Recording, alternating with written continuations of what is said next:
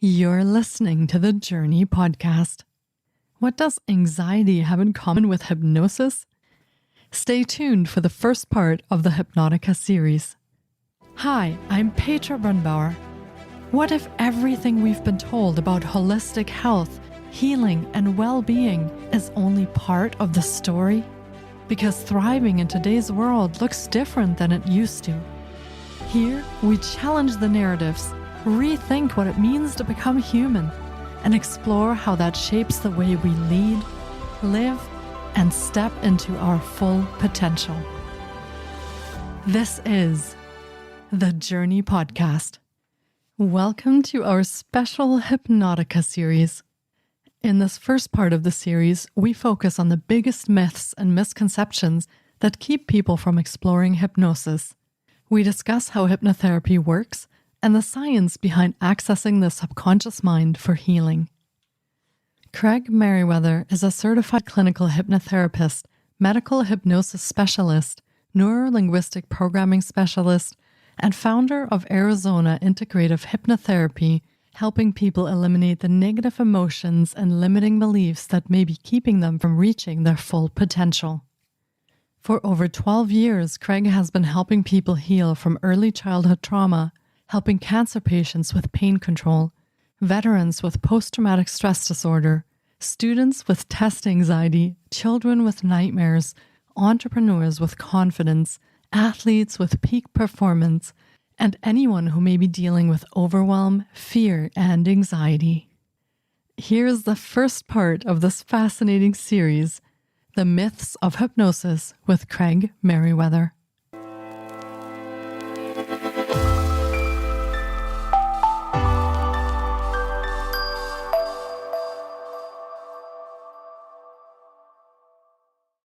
Hello and welcome everybody to today's special series. We are going to be kicking off Hypnotica, which is a series all about hypnosis, past life regression, and all the fun things that come with that. And of course, joining me today is our guest, Craig Meriwether. And we are going to be starting us off with the myths of hypnosis in part one of Hypnotica. Welcome, Craig. And I'm very excited to dive into all this. Yeah. Thank you for having me back again. And I'm really looking forward to this. We're going to have a lot of time to really dive in deep to aspects of the subconscious mind and superconscious level mind, that accessing higher self. And as the series goes on, if people have questions, please, put them in the comment section or maybe even email one of us. And I'm happy to answer questions on the episodes or just through the comments sections of wherever you find this, whether Instagram or TikTok or YouTube or the podcast site. Yeah, I guess just let's dive into subconscious mind and healing and hypnosis.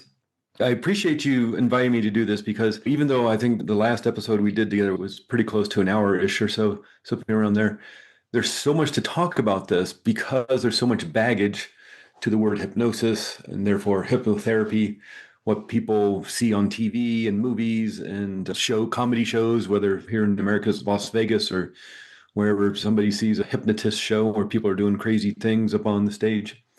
And so there's this misnomer, probably the biggest myth is the loss of control. And that's really unfortunate because I think it keeps a lot of people from wanting to investigate, let alone try this methodology. In my experience and talking to other hypnotherapists, conferences and things, their experience is also that we're the bottom of the list in terms of people seeking help if they're dealing with trauma or from early childhood or last month, whether they're dealing with the hurt and pain of life or losing someone or just wanting confidence in whatever career, work, maybe giving a presentation at the big conference.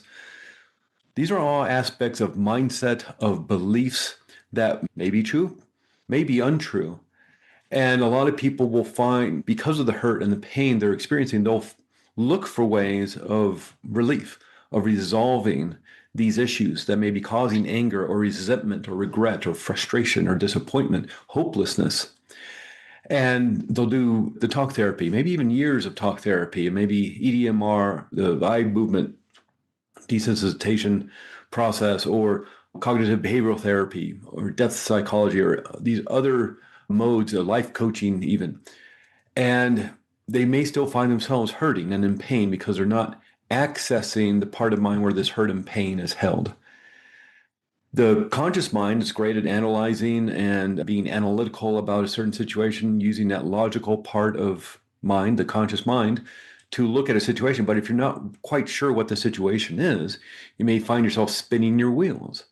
And what's fascinating about using the techniques of hypnotherapy, and that's more of a umbrella term of there's not just like one technique of hypnotherapy. It's again like massage, where there's all sorts of different techniques of massage. And I live here in Flagstaff, Arizona, here in America, and we're at a high level. We're at 7,000 feet. And so the oxygen's less, and the athletes, professional athletes, like to come here and train because there's something about less oxygen, something about producing more white blood cells. So then when you go to sea level to do your events, you're stronger, faster, something. I don't know. Something like that. All you athletes are probably rolling your eyes, but something like that. And in Colorado Springs, which is nearby, about 12-hour drive north of here in Colorado, about the same altitude, they have the U.S. Olympic Training Center. And teams from around the world go to visit and train there. But if they're full, they come to Flagstaff. So we're at kind of like the secondary or third stage market for training.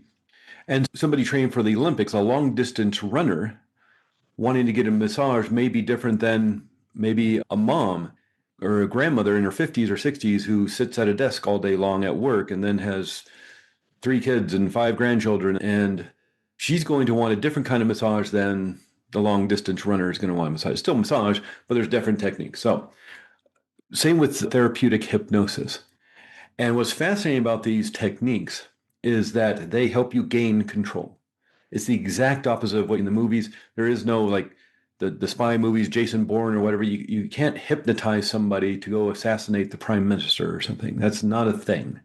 No matter the MK Ultra conspiracy theories and things that you read about. It wasn't that they're taking out a pocket watch and putting somebody in some sort of trancy state and then they manipulated them and turned them into a zombie. That's not a thing. That's fun for movies and books and TV shows. That's not reality. That's not how it works. You can't make anybody do anything they don't want to do. And that's why there's some people say, well, I can't be hypnotized. In and of itself, hypnosis is a brainwave state. The biology of it is literally how fast your brain is operating. And you move in and out of the different brainwave states multiple times a day. And the most famous ones we learned about back in school, we'll focus on these just for this podcast episode, are beta, alpha, theta, and delta. And beta is that consciousness. We're in this conscious moment. We're aware of our surroundings in this present moment. Meditations, Zen meditation, transcendental meditation, TM. The whole point is to bring yourself back to this present moment with this breath, with this mantra, and be present here and now. Because our minds like to drift off and float off. And when that happens, literally what's happening is that your brain slows down. And so if you've ever seen those videos, maybe on YouTube or somewhere, with the electrical storm in the brain when somebody waves their hands around when they talk, or they're riding a bicycle, or thinking a thought, or feeling an emotion. So this electrical storm goes off in the brain because there's the electrical pulses go to each of the different brain cells required to walk down the street or to think a thought or feel the emotion. How fast that electrical storm happens determines what brainwave state you're in. Now, I know it takes about 10 years to get a PhD in neuroscience and become a brain surgeon or whatever. So I'm compacting all this into about 2 minutes. I'm missing some stuff. But just in terms of the overall general aspect of the brain operating, we're firing about 18 to 20 cycles per second. We're in the beta brainwave state in consciousness. But when you drift off, you're at work, maybe you're at school, maybe you remember back as a teenager, there was a class you didn't like algebra, and your mind would just drift off and you'd stare out the window and think about the weekends coming up and how much fun you're going to have with your friends.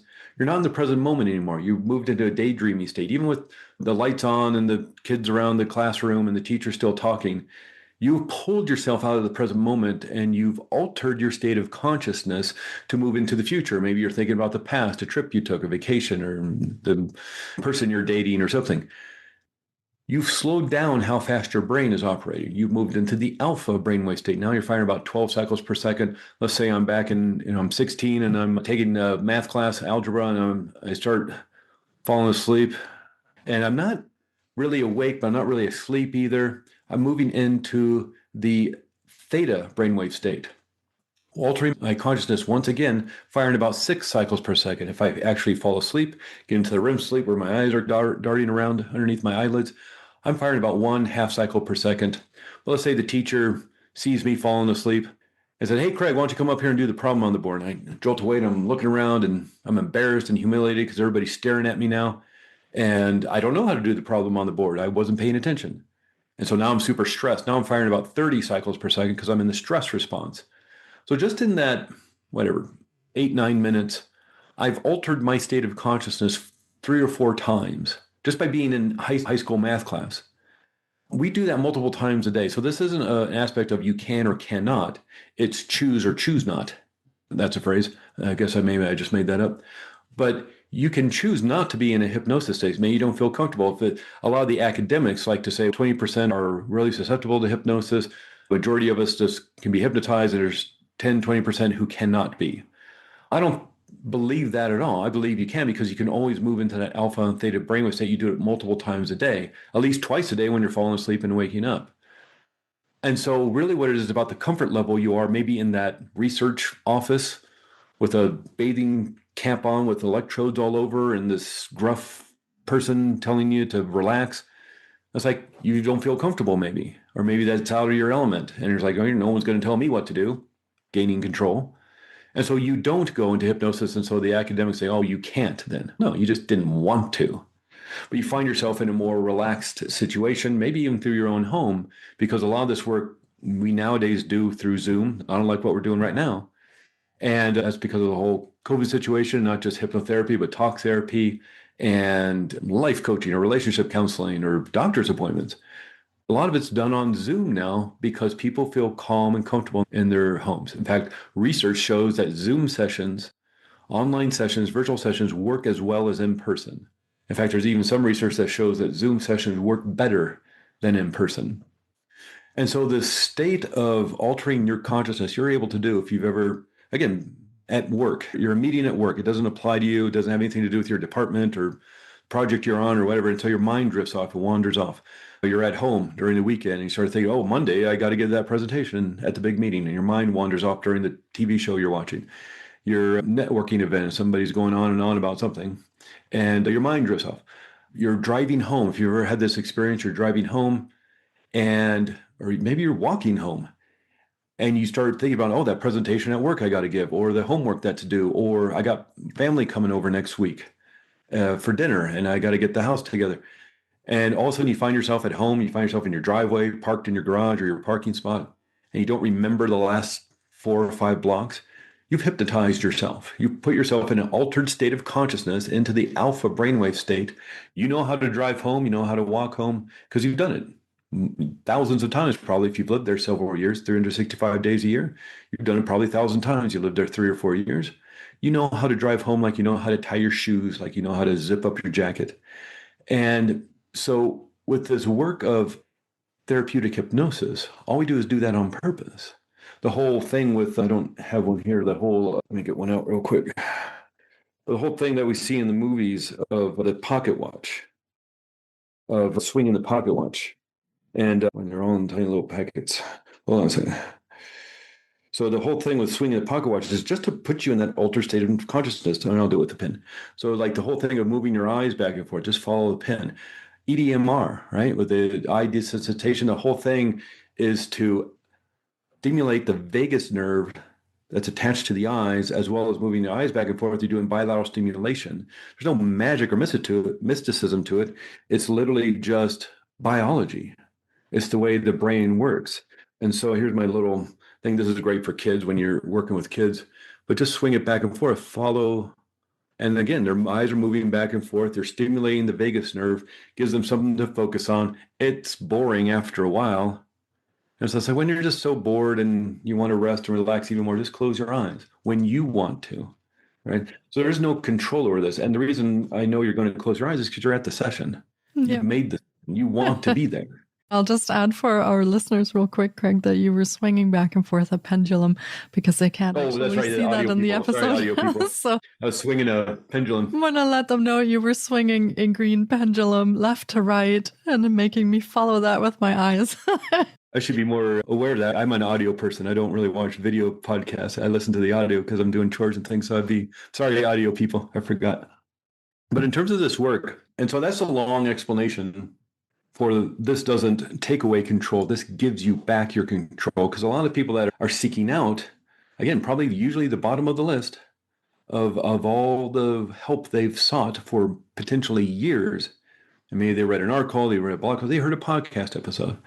And so I hurt, I'm in pain, I'm tired of it, I want to be done with it. Maybe hypnotherapy is the way. They want to be there. And to a certain extent, they're already out of control because of the reaction their body has of anxiety or overwhelm or worry or hopelessness or anger or rage that they don't, maybe they know where it comes from, maybe they don't. But there's this aspect of subconscious mind, which is what we're accessing with hypnotherapy by moving you into that relaxed state, just like being bored back in school. We're altering your state of consciousness, which you do multiple times a day. So it's a natural process, not doing anything, again, mystical or magical about this. But we're moving you into that altered state of consciousness to access that subconscious mind. As you quiet down that conscious level of mind, moving out of the beta brainwave state into the alpha brainwave state, a very imaginative, daydreamy state of mind, you access the subconscious. Sigmund Freud, Carl Jung, Milton Erickson, they all talked about how the subconscious mind speaks to us in symbolism, in metaphor, imagination, storytelling.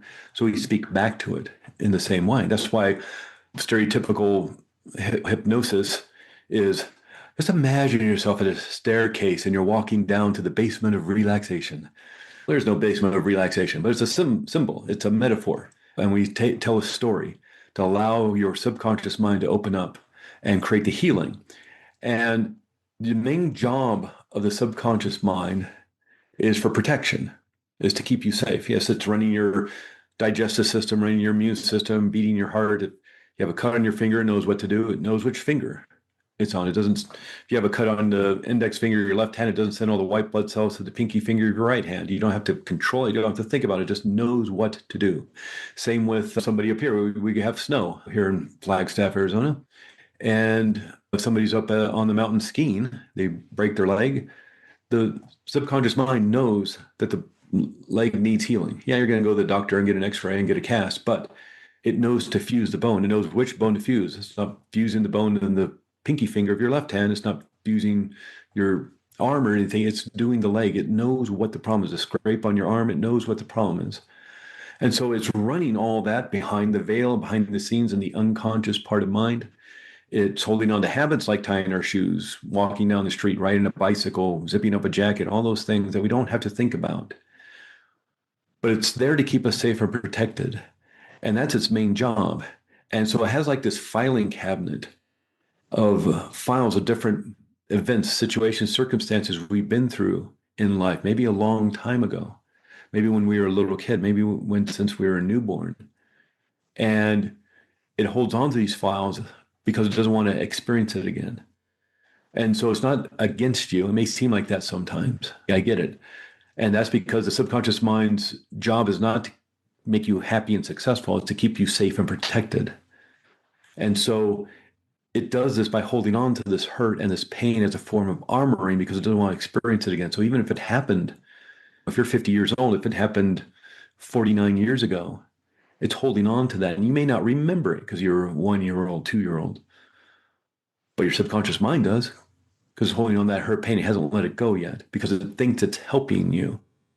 And when some situation in your life currently, maybe as a 50-year-old, comes into your life, maybe at work or just on the streets or in family or something, it triggers that file because it reminds the mind of that incident that happened maybe so long ago. It'll turn on the warning signals. Now, when somebody pulls the fire alarm in a building, the sirens go off, the strobe lights go off, warning everybody that there's danger and you need to get to safety. We also have a warning system, but instead of sirens and lights, we have feeling states. So the feeling state of anxiety, the feeling state of anger, of overwhelm, of worry, of hopelessness, of overwhelm, of fear, that's a warning emotionally that there's danger in your life and you need to seek protection or get to safety or fight the attacker or something. And so the stress response will turn on. Now, this is a very difficult and not efficient way of running the body, turning on the stress response. The mind has to start creating the hormones of adrenaline and cortisol, dumping it into your bloodstream. Your heart starts racing. So to get the big muscle of your arms to fight, big muscle of your legs to escape, it needs oxygen, quick oxygen. So you start shallow breathing, or maybe even holding your breath. If you're in great fear, it starts shutting down the power of your immune system, your digestive system, because it wants that power to the big muscle of your arms and legs in that instance. There's no need to fight the common cold. That's tomorrow's problem. There's no need to fight cancer. That's next week's problem. No need to digest that sandwich so you have energy in 7 hours. You're in trouble right now. So that energy will be pulled away. That's not an efficient way, an easy way of running the body, but it'll do it because it thinks you're in danger. And the only way you're changing the brain chemistry in that way is through a thought, conscious or unconscious. The issue with being a human being is that the mind can't tell the difference between what's real and what's imagined. And that becomes a big issue because you may be reacting to a situation that really isn't there. And this is most noticeable when somebody's having a nightmare in the middle of the night. And it could be something super realistic, like a war veteran having a PTSD nightmare about being in combat on the front lines, even though the war was 30 years ago. Or it could be something super ridiculous, like a gigantic cheeseburger is chasing you down the street, throwing coconuts at your head is dumb. It's not going to happen ever. But your mind in that instant thinks you're under attack, and it has this shoot first, ask questions later safety protocol. So it'll turn on the stress response, even in deep sleep. So much so that's making so much cortisol in your brain, it overrides the melatonin, and you wake up with a scream, maybe looking for the danger of the cheeseburger chasing you down the street. That's happening in deep sleep. So you imagine what's happening in your waking world. And so that's the main job of the subconscious mind. Yes, running your immune system and beating your heart and healing scrapes and scratches and cuts on fingers and things, holding on to the habits like tying your shoes and walking down the street. But the main job is keep you safe and protected. And it'll do that by emotionalizing these past files, again, whether it happened last week or 50 years ago or longer. It'll emotionalize it, and anything looks like that, it'll send out the warning signals.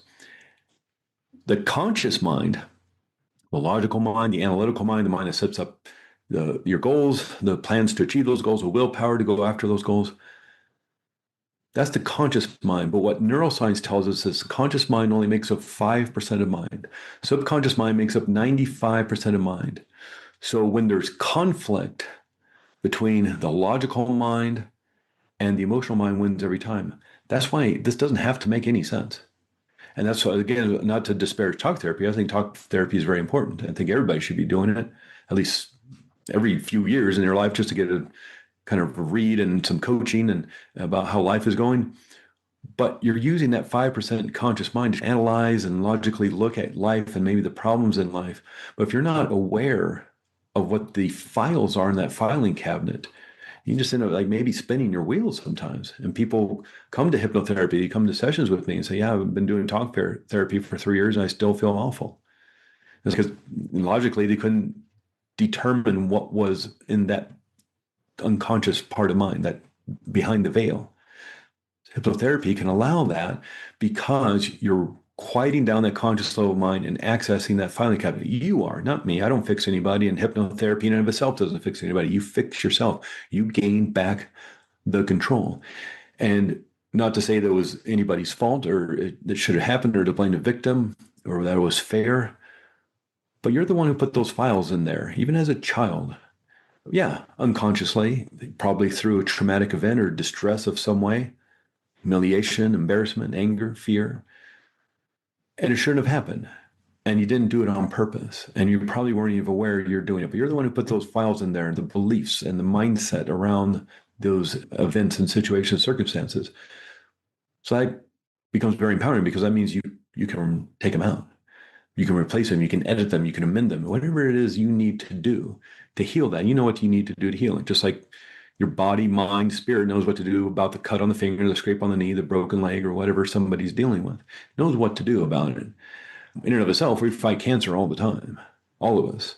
It's just that sometimes it gets overwhelmed. The immune system gets overwhelmed. That's the point of the immune system, of the killer T cells, is to fight cancer. And you watch YouTube videos of them going after cancer cells. It's pretty extraordinary. So It knows what to do. It knows what the problem is. It's just it thinks it's helping you by holding on to it as a form of protection. But the issue, again, about being human is what you practice, you get better at. And so we know this by if you're learning piano or guitar or dance, martial arts, learning to walk as a child. What you practice, you get better at. So what if you're practicing anxiety as related to a certain event? Like speaking in public is one for a lot of people. If you're practicing feeling anxious and nervous to the point of almost throwing up every time you need to give a presentation because that's part of your job, are you not practicing wiring your brain for that feeling state and that physical reaction to this particular event? You did that. You weren't born being afraid of public speaking. You learned that. You trained yourself to do that. And again, I'm not blaming you or saying it's your fault. It's just that this is what has been practiced. Nobody told you differently. So you can practice something else and you can release and let go of that stuff. So that in about 30 minutes is a bit of around the consciousness of the human being and the brain and biology of it. This is an extraordinary healing technique. And unfortunately, there is a lot of misconceptions, a lot of myths around it, especially with like the shows, maybe seen them on YouTube or comedy clubs or here in America in Las Vegas. And it's that thing where the hypnotist comes out and a bunch of people come up on stage and then they start dancing like Michael Jackson or, I don't know, singing like Tom Jones or Elvis Presley or something. And they bark like dogs and quack like ducks and pretend they're on a roller coaster. It's all about the intention. Every single person who got up on the stage volunteered to be up there. And assuming it's real, and I've seen shows at hypnotherapy conferences where everybody up on stage is a hypnotherapist. And the people chosen out of the audience were all hypnotherapists. So there's a certain aspect of it that's real, assuming it's not the improv troupe on stage and it's all set up beforehand. Let's say it's totally real. Everybody that gets up on the stage wants to be up there. So they want to be hypnotized. And who's that hypnotist going to pick out of the audience? Is they picking the introvert in the back of the room in the shadows, sinking down in their chair, trying to hide? Or are they picking the extrovert who got there early, sat in the front row and is jumping up and down saying, pick me, because they want to be part of the show. They want to be part of the fun. And look at them after the show. They all have a big smile on their face. They had a great time because that was the point. And you even watch those shows at the very beginning. They'll do a process. Maybe there's 15 people on stage. They'll do a process to get them into a deep trance state because there's bright lights. There's 100 people, 500 people in the audience. And they'll do a process to get them into a more relaxed state. And if they can't do it, they're excused from the stage. Why can't they do it? Because they're nervous. They're now have stage fright, maybe. Just like public speaking phobia. And they're around a bunch of front people. Now they're going to act silly. And they didn't think it through, or maybe their friends made them give it up there, or they lost a bet or something. And they're just so tense about it that it's not going to be a good show. They can't do it because now they're firing at that 30 cycles per second instead of 12. Everybody else wants to be part of the show. And so they drop down into that. And the hypnotist is looking for little cues like relaxing the facial muscles, maybe their eyes as they're closed, darting around or something else. They know the little clues. They're professionals or entertainers. They know what person is going to make for a good show. And if you're too nervous, you look uncomfortable, you're acting uncomfortable, you say, hey, how about you go back in the audience and enjoy the show from your seat? And they'll run off the stage because they don't want to be there.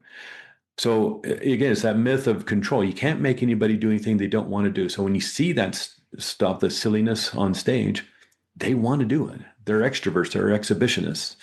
They want to be part of the show, the star of the show, and they just want to have fun and have a funny video to put on Instagram or TikTok or something. And so with this intention that you have, you can pretty much become the person you want to become because it's your subconscious mind. And you've been training yourself over years, if not decades, to be the person you are. And that, again, not to say it's your fault. And sometimes we grow up in homes that are unsafe, or we get told awful things that lower our self-esteem and our feelings of self-worth. And again, that's not an ideal way of growing up. Or if you experience something later in life of a relationship that maybe didn't go well and was very hurtful and a lot of pain, again, your subconscious mind is there to help protect you. It's just only using the information that it's being given. And so it's like computer code. And if somebody puts in computer code, they're writing their accounting program for their business, and they put in their 2 + 2 = 5, they're just going to get 2 + 2 = 5 back out. It's that coder saying garbage in, garbage out. It's like you can't determine that 2 plus 2 equals 4 because you told it 2 plus 2 equals 5. And it just assumes that's what you want it to be. And nothing's going to change. It doesn't matter how much you type in your keyboard or slam the keyboard with your fist out of frustration or talk about it to your friends and vent about how unfair it is that 2 plus 2 equals 5, or take a Sharpie, take a marker and write on your computer screen 2 plus 2 equals 4. It's not until you go into that computer code and eliminate or cancel or edit or amend that line of computer code and put in 2 plus 2 equals 4. Now all your equations equal out. And I don't mean to say it's that easy, but sometimes it's that easy. I generally see people 3 or 4 times because they want the healing to happen. They know what the problem is. I don't have to analyze or diagnose anybody. I don't prescribe for anybody. I don't know what the problem is. You do, though. To create that brain chemistry of fear or anxiety or overwhelm or hopelessness, that feeling state you have in the body, there's a place in your body where you feel that hopelessness or that frustration or that disappointment. To feel that in your body can only happen through brain chemistry, changing hormones and neuropeptides. The only way you're changing it in that way, because it's turning on the stress response in an inefficient way of running the body, it's very hard work. The only reason you're doing that is because of a thought, conscious or unconscious. You know why you're doing it. Maybe unconsciously, but you know why you're doing it. Sometimes it's just as easy to follow a feeling state back to the unconscious thought that's creating it, or the issue, that file in the filing cabinet. And again, not to blame you or say it was your phone, but you're the one who put that file in there. So that means you can take it out. You don't have to ask permission. You don't have to get somebody else's advice about, you want that file out or amended or edited or something. You're allowed to do that. And that's happened in my own life. The reason I got into this work, and real quick, something about my life, and the reason I got into this work, because it fit both aspects of my life. In my teenage years, I started dealing with a lot of depression and anxiety. This is the 1980s. There's no internet.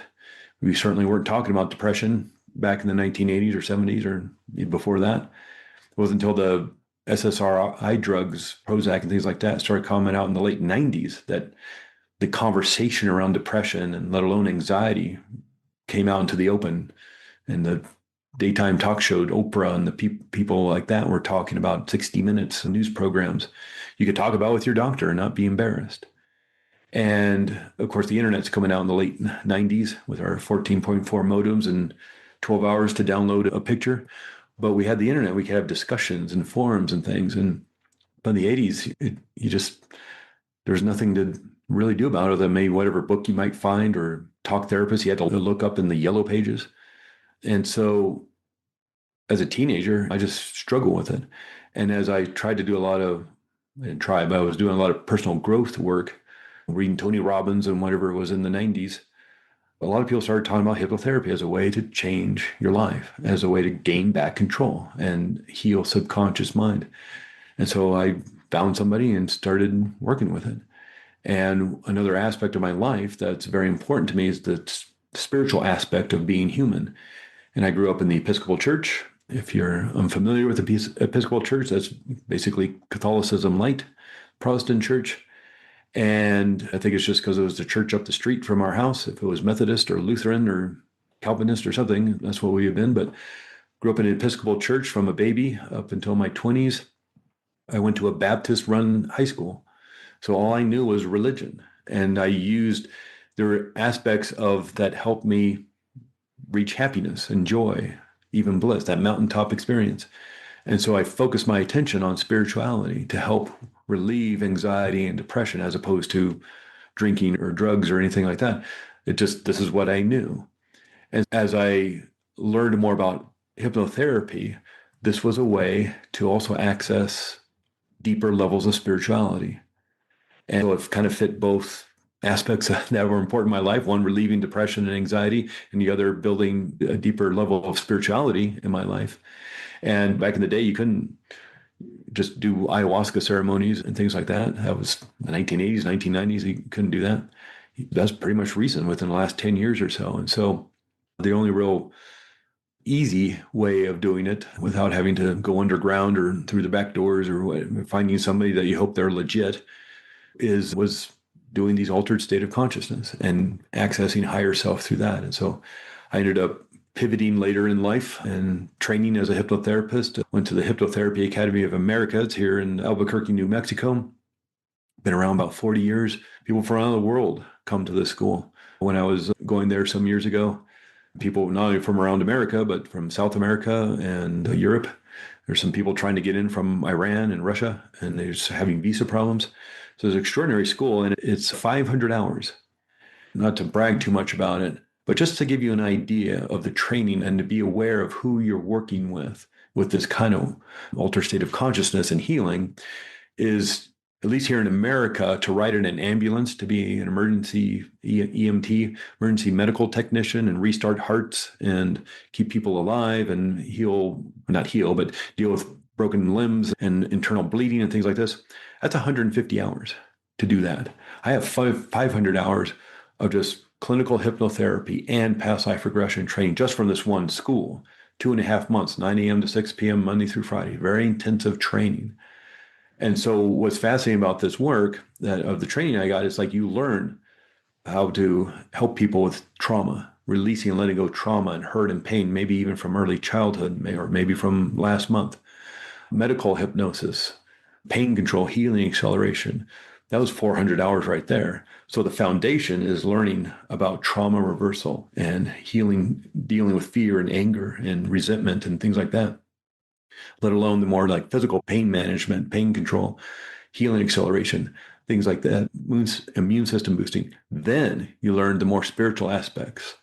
And so my training is trauma reversal. So now you match that with the spiritual work. And if there's some sort of connection, just you're having some issues of childhood, you're in your 60s, 70s. I've worked with people in their 70s who are dealing with stuff from childhood for some 70 years. The hurt, the pain, the anxiety, the anger, the resentment has been there because this thing that happened maybe when they're 4 or 5 years old is still affecting their lives. Going a bit deeper, going a bit further back, what about a past life? That's a real thing. We'll get into that in some of the later episodes, more in depth than that. The spiritual aspect of this, of going deeper, it's just a memory, just like that 70-year-old has a memory, maybe an unconscious memory of something that happened, abuse or some trauma that happened when they're 4 or 5. If there's an unconscious connection to a past life, that's affecting you in some sort of way. Having that background in releasing trauma and hurt and pain is a great skill to have. And not a lot of people have it. But if that's an aspect of the healing work you need to do, it can be quite extraordinary. And that kind of fit all levels of my life. And here I am talking to you about it. I'm going to take a breath now, take a sip of tea. And if you have any questions in the 2 minutes we have left. Yeah, amazing. Thank you for sharing all of this. It's absolutely fascinating to me. And of course, I'm always fascinated also by the subconscious mind, because certainly a lot of my own healing journey evolved around working with the subconscious mind. So I experienced the power of that and how it can empower our own healing journeys, which I was grateful for as I peeled back these layers of the onion. And I do feel that there are a lot of myths around hypnotherapy surrounding, as you said, what does it do? What is it? And what will it do to me? All of these things that you touched on. I find it's really important that we actually discuss a lot of that and give some information to our listeners so they can make informed choices, because this is such a fantastic healing modality to not cut that out yet, but maybe give it a try and experience it for yourself before you make a decision on that. And certainly the power it has, as you said, taking back control, where I feel another myth is often that people think when we're in the conscious mind, we have control. Whereas I believe the real control is more in the subconscious mind, because as you said, that's where we can affect so many deep-seated things that we're storing in all of these filing cabinets. We can't reach them any other way. So yeah, thank you for shedding some light on all of that and diving into a few of the things. Another question that I get about hypnosis all the time is whether it's the same as meditation. And I don't know if we touched on this in our podcast episode, but... Yeah, I can't remember either. But yeah, real quickly, and I swear I'll do this really quickly. I know that was a 45-minute answer to your first question, but I swear I'll do this in just a couple minutes. It's a great question. I can answer it in two parts. One is the feeling state is very similar because, and again, I don't want to get into the whole thing of going into the upper levels of gamma. The researchers, maybe 20 years ago at this point, National Geographic had this great photo. I wish it's in a box somewhere off to my side, but this great photo of a Tibetan monk with all the electrodes all over his head because they were looking at brainwave state for meditators who have been meditating 30 years, 7 hours a day. What is their brain doing? They thought, oh, we're going to go into deep levels of theta. They went the opposite direction. They went up and started firing even faster, like 100 cycles per second, which they call the gamma state. So that's a whole conversation, different conversation there. But in terms of meditation, yes, you're relaxing the mind and body, but the point of meditation, I'm speaking of things like Zen meditation or transcendental meditation, is that you're bringing your attention back to this conscious awareness of the present moment, back to the now, to this breath again and again, because your mind wanders off all the time. And that's even long-term meditators. You ask, hey, how's meditation today? Oh, I couldn't keep my mind from wandering. It was I'm frustrated. And because it's so difficult. That's why this whole thing, oh, I can't be hypnotized. I think it's just a comfort level with the person you're with or just with the myths about it. But in terms of, is it meditation? In terms of the feeling state of just being relaxed and calm and comfortable, yes, it's like meditation. But in terms of what your mind is doing, it's the exact opposite. We don't want your mind in the present current moment. We want it to flutter away and float away. And we want to access the more symbolic, metaphoric, imaginative aspects of mind. And it's also the aspect you were just talking about. We think the conscious mind is in charge because that's what brings us our awareness. But we're being inundated with 11 million bits of information per second. So through our five senses, what we see, hear, taste, touch, smell. So the temperature of the room, something you don't notice unless it's too hot or too cold. The lights in the room, unless it's too bright or too dark. Smells in the room, unless somebody's burning something in the kitchen or somebody's wearing too much perfume or something. The sounds, which maybe if you just take a moment to listen, and you might hear the hum of the refrigerator or the ceiling fan, and you don't notice these things unless there's a knock in the motor of the refrigerator. It was, oh no, now there's something wrong with the refrigerator, or the squeak in the ceiling fan. You filter all this stuff out because it's unimportant to you, unless it's, again, too hot or too cold or too bright or too dark. And we're only cognizant of 200 bits of that 11 million. And it's the subconscious mind that's filtering out all that other stuff, determined by what you're placing into that filing cabinet and the news you're listening to and the people you surround yourself with, the family you engage with. It is programming that subconscious mind of yours to filter out parts of life. So you only get that 200 bits of information. It's like when you're thinking about buying a new car and all of a sudden you see that car everywhere. You say, oh, I should get a Land Rover. And all of a sudden there's Land Rovers everywhere. Everybody has a Land Rover. What's the deal with that? And then you think, oh, okay, I should, like, I don't know if you all have Toyotas or things like that. Oh, I should get a Toyota Prius or something. And now you see Toyota Priuses everywhere. It's like you're focusing your attention on something else. Is that aspect of life when your day goes from bad to worse? If you ever had that experience, maybe at work or just family or something in life, your day goes from bad to worse. So about the end of the day, you're just so frustrated and angry. You want to punch a hole in the wall. There's lots of wonderful things going on. You're just not aware of them because that's getting filtered out because you programmed yourself. Oh, you just want to see the bad stuff in life? I can do that. It's computer code. Garbage in, garbage out. I want to see bad stuff in life because life sucks and this day is awful. It's okay. Well, I'll show you more awful stuff then. And ignoring all the wonderful things. There's a lot of wonderful things happening here in America. It seems to be on fire. It's just whatever's going on in this country. I don't know what's happening. But there's still a lot of stuff, wonderful things, people helping other people, a lot of compassion and empathy, no matter what on the news. It's just, you're not programming yourself for that. And it's really what you just said. And you hit it is, you think your conscious mind's in charge, but it really isn't. Even as, I can become aware of whatever I want. That's really how you've programmed yourself over maybe decades. That shows you that 200 bits out of that 11 million. And so this is a great set of tools and techniques under the umbrella of hypnotherapy that can help you change that. Yeah, absolutely. And very versatile. I think one of the myths is that it can only help you relax. But of course, hypnotherapy is so much more than that and far beyond, and everything that you explained today too, for many, many different applications. And this is a conversation, man, we could go on for hours and hours, but just really quickly to say that we could do this in a crowded airport on the fluorescent lights at the crowded gate because somebody's having a panic attack. We don't have to find a recliner and turn down the lights. It may be nice, certainly helps the body relax more, which will help the brain relax, which will help the mind relax. But we can do this in emergency situations. And then during the first Gulf, I believe the first Gulf War America was in back in the early 90s, there were some triage helicopters coming from the front lines with American soldiers that had been injured and shot up and blown up and things. And there was one helicopter, one nurse who had a higher success rate of keeping them alive than the other helicopters. And of course, they look at this. They want to know what she's doing that's different than everything else.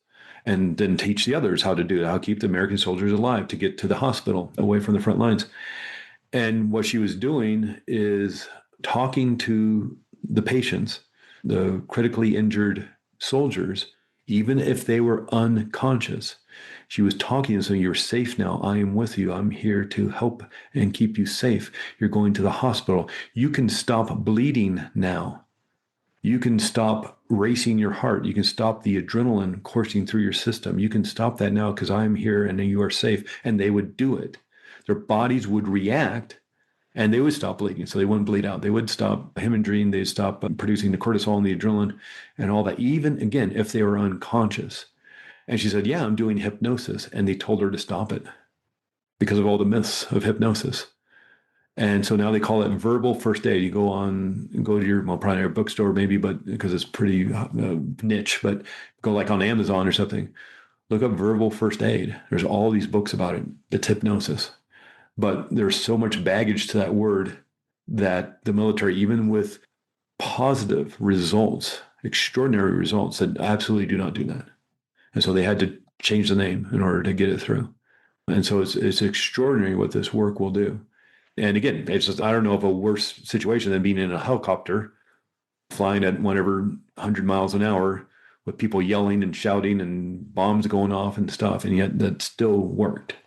It's really the subconscious. Again, it's not so much the hypnotherapy or the hypnosis or the hypnotherapist. It's you. You are going to keep yourself safe. You're going to do what's best for you. And up until now, maybe it was holding on to that hurt and pain. And now you're getting that intuition, that tap in the sword, the exhaustion of holding on to that hurt and pain. It's been heavy and it's time to release it. And hypnotherapy can be a great way of doing it. Yeah. Wow. What a story. And I didn't even know that. Verbal first aid. Okay, we're going to have to check into that. I learn something new every time. Yeah. Thank you for that. And I just want to thank you for doing this series with me, because I really feel that we can bring some just profound information to our listeners through this and maybe change their own healing experiences just a little bit by opening up other avenues that they might be able to explore, hypnosis being one of those. And I know we will get into past life regression later on as well, which I'm excited about. But for today, thank you for joining me. Oh, that's right. Thank you so much. I appreciate you letting me go on and on. I told you before you hit record, I'm going to go off on so many tangents. So stop me if you have a question, but I appreciate you letting me go on and on. And yeah, we got some deeper episodes coming up, and it's all going to filter into that more spiritual side of this, as we touched on a tiny little bit. And by I think the fourth episode, we're really going to go in deep into past life regression and all that. It'll be fun. Absolutely. Thank you for that. Thank you for sharing your wisdom. I loved listening to you, and I almost felt like I was being hypnotized a little bit just by listening to you. So we'll see what our listeners say to that. Boring voice of listen to me talk about hypnosis for 45 minutes. Sounded so soothing, and I was just listening in. Yeah, but I think great information on the biology and sort of the background of hypnosis, which isn't very often discussed. I think maybe on YouTube I find a lot of videos on the how-to and things like that, but not so much really on the background of hypnosis and what it does and how it works. Maybe next time we touch a little bit about this, but Sigmund Freud was a hypnotherapist. Yeah. And he just wasn't very good at it because he had a speech impediment. So he decided to go a different direction and created analytical psychology. Oh, wow, yeah. Weird ties into all the stuff. So that's a whole different story. But yeah, amazing. Copious amounts of cocaine he was doing when he was creating analytical psychology. But again, that's for another time. We'll make another episode out of that one and start diving into that. Amazing. Thank you, Craig, for joining me today. And we are wrapping up part 1 of the Hypnotica series. And we discussed some of the myths of hypnotherapy today. And our next part 2, we'll be diving into the healing power of hypnotherapy. So be sure to tune back in for part 2. And for now, thanks for joining us, everyone. Thanks for listening in. Thank you, Craig, for sharing this information with us. And take care, everyone, and be well. Thank you so much for taking time out of your day to listen in. If you enjoy the Journey podcast, please support us by subscribing, sharing on social media, and leaving us a review. We appreciate you. And you can find more of The Journey on Facebook, Instagram, TikTok, and our website, thejourney.com. Sending you love and courage, and see you next time.